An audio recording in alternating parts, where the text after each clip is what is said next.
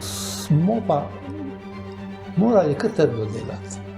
Sma šla, taka ulica mlada, peljala s konji 6, 7, 8 kubikov lesa, odvisno kak je bil suho. Pa da je tekli krmilo, da se ovinke obrnil, če ne nismo šli skozi. Ker to ni bilo tako kot zdaj, da bi prišel v špičakih pa v kravati pa ne vem kaj v službo.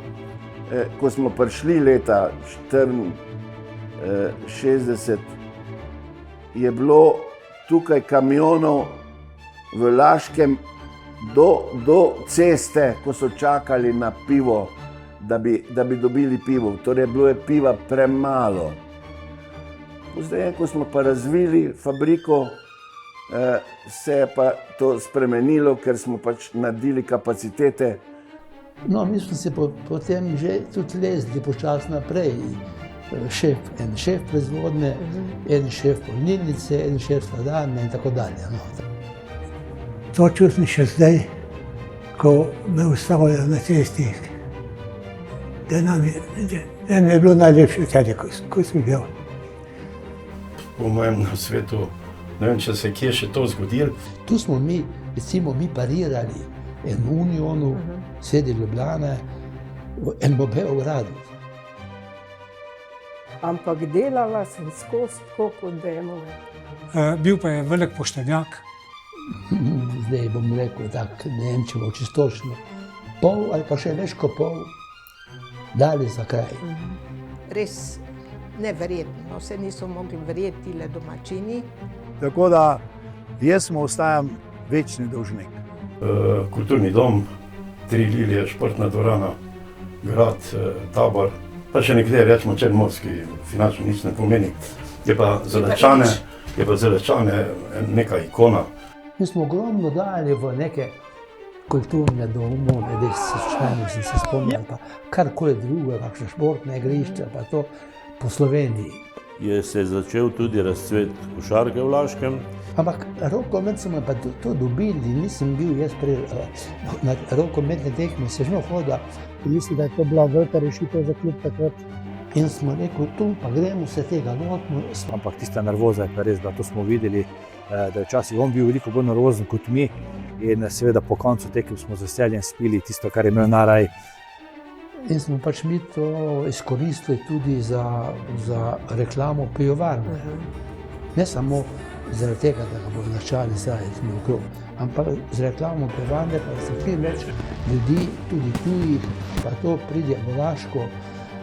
In smo to uspeli. Za nas je bil to ena takšna siva imenenca, ki smo ga vsi nekako gledali z enim velikim spoštovanjem. Smo bili zelo povezani, no, gospod. Je bil seveda Tone navdušen nad to idejo in jo je podprl z vse strani.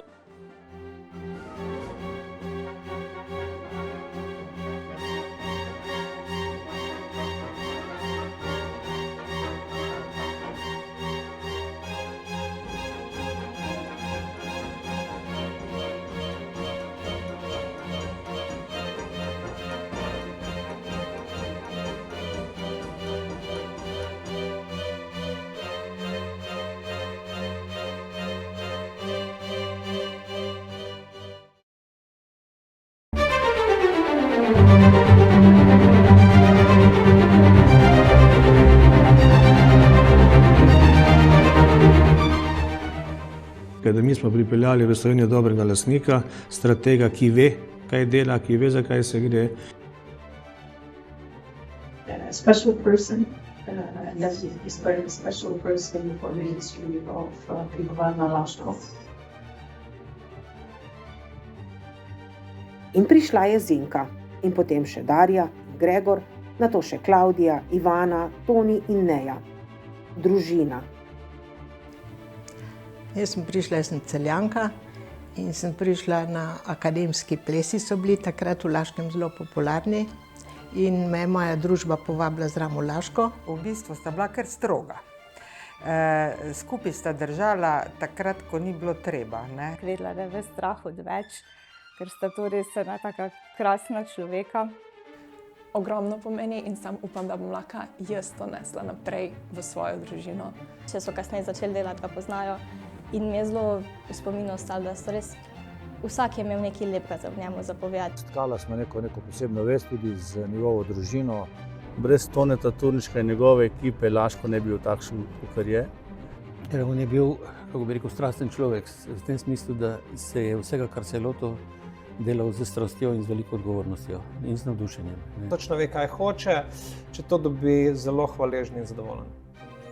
Ki niso bili Laščani po rodu, so se počutili bolj Laščane od Laščanov.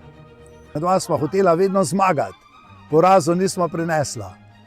Vse to ne bi seveda dosegli, če ne bi živeli tu v Laškem, v tem majhnem kraju, v tako tesni povezanosti z krajem, krajani Laškega, kajti zavedamo se, da ne more biti na eni strani dobro stoječe in pa relativno bogate pivovarne v kraju, kjer je neurejena infrastruktura, ceste, šolstvo, zdravstvo in seveda naš namen je bil tudi, da v tem smislu sodelujemo in sem prepričan, da bo takšno sodelovanje potekalo tudi v bodoče.